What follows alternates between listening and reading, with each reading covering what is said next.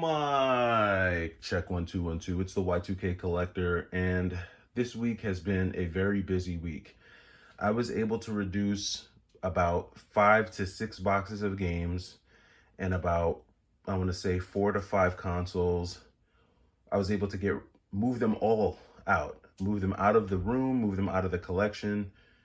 So they are gone. A lot of the consoles were doubles, and a lot of those consoles I found for pennies on the dollar, including a DS Lite that I had picked up for $2.50, and the Xbox Slim Complete that I had picked up for 25 bucks, a Wii that I had picked up for about $2, a PlayStation 2 that I had picked up for about 35 bucks.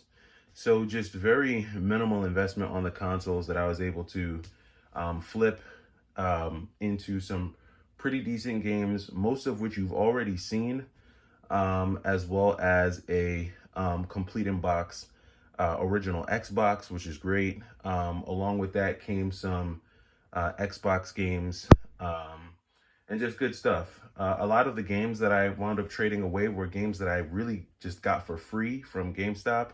It was a lot of games that they were not taking in.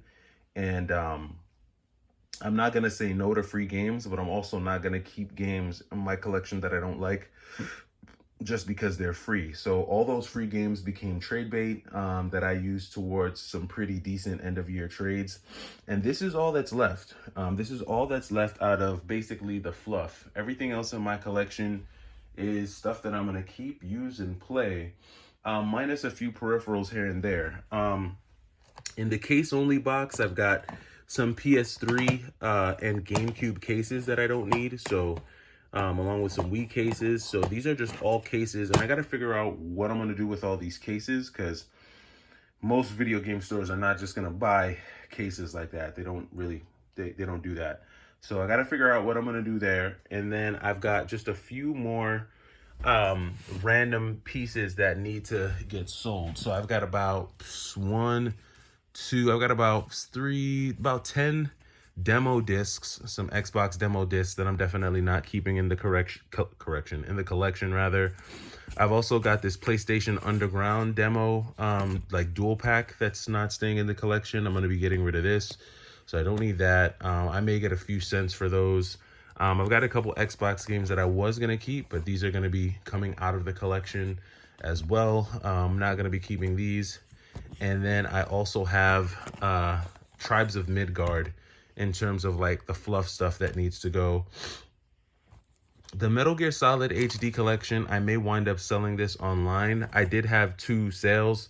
I want to say a couple weeks ago. No, actually, I'm lying. I had about 4 sales a couple weeks ago that put some money back into the gaming fund. And there's only really like 1 or maybe 2 games that, well, there's 3 games that I definitely want to get for the Xbox now that I have it. I did test it out and play it yesterday. And there's a couple games that I want to get for the original Xbox. One is Spike Out Battle Street. It's a beat 'em up, a 3D beat 'em up. I love 3D beat 'em ups. Whenever I get a new system, I'm always looking for the best beat 'em ups, the best shoot 'em ups, the best hack and slashers. So for the original Xbox, I didn't really see a lot of things in their library that I was into. There is a game called Whacked that looks really cool, so I may want to get that game, Whacked. Also Conquerors Reloaded, potentially. I'm not sure where I stand on that. But for sure, there's a game called Battle Street that I want to get my hands on.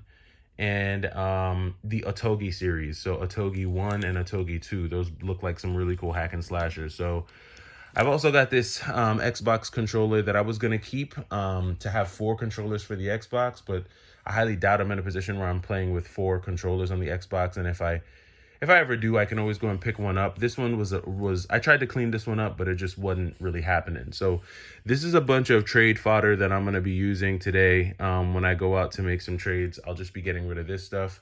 But the main reason for today's video is that I want to show you how GameStop got me.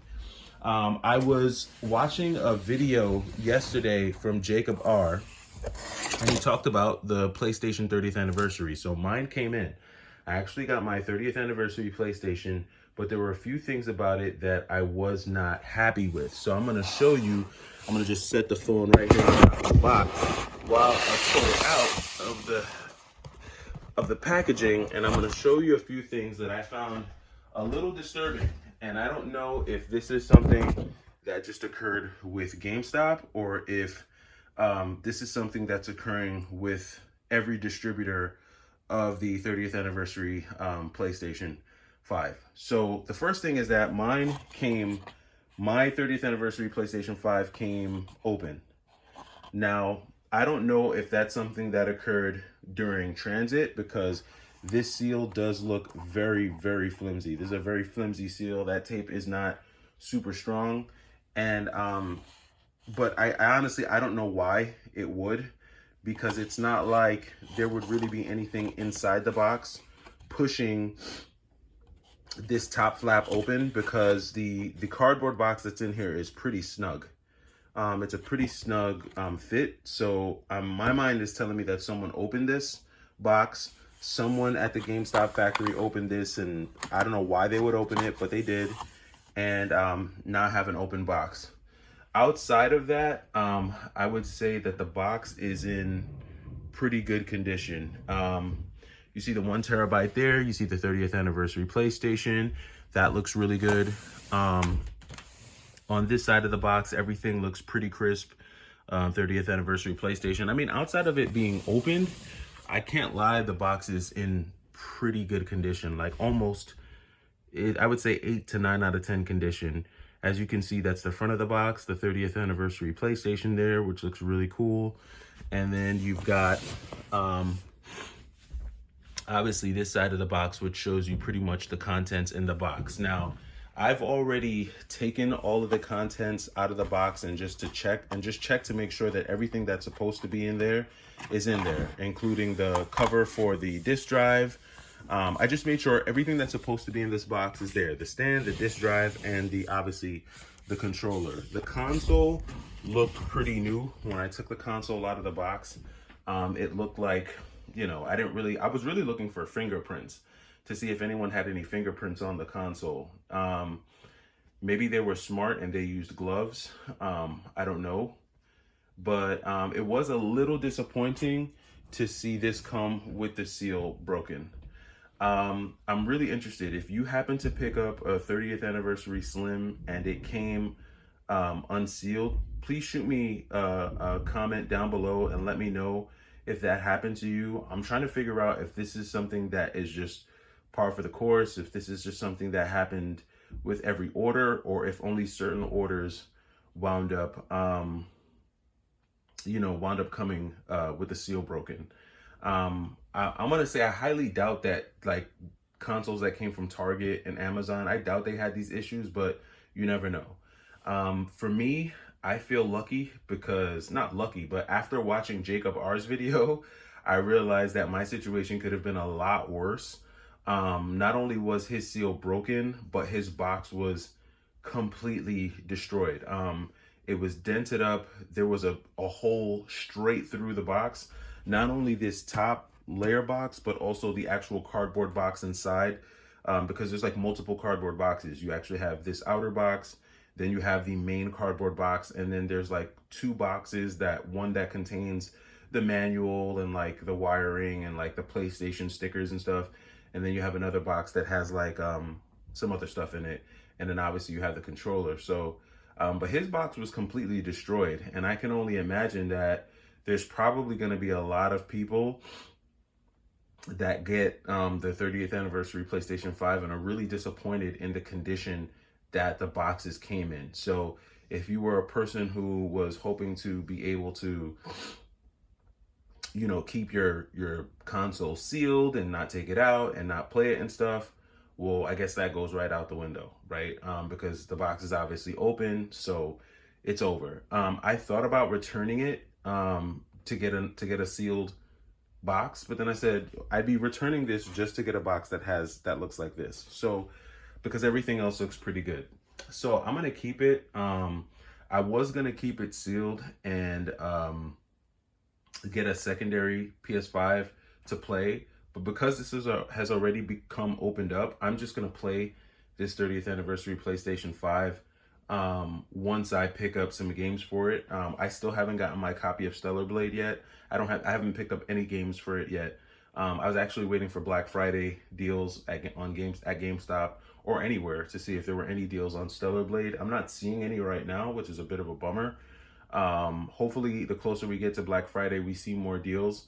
One of the other things that I'm noticing is that they're releasing more deals as the days go by. And I've also seen comments in my under my GameStop video. I'm seeing comments where some people are saying that they do have the buy two get one promotion in their area. So I don't know if GameStop is I don't know how they're rolling these promos out. I'm getting confused.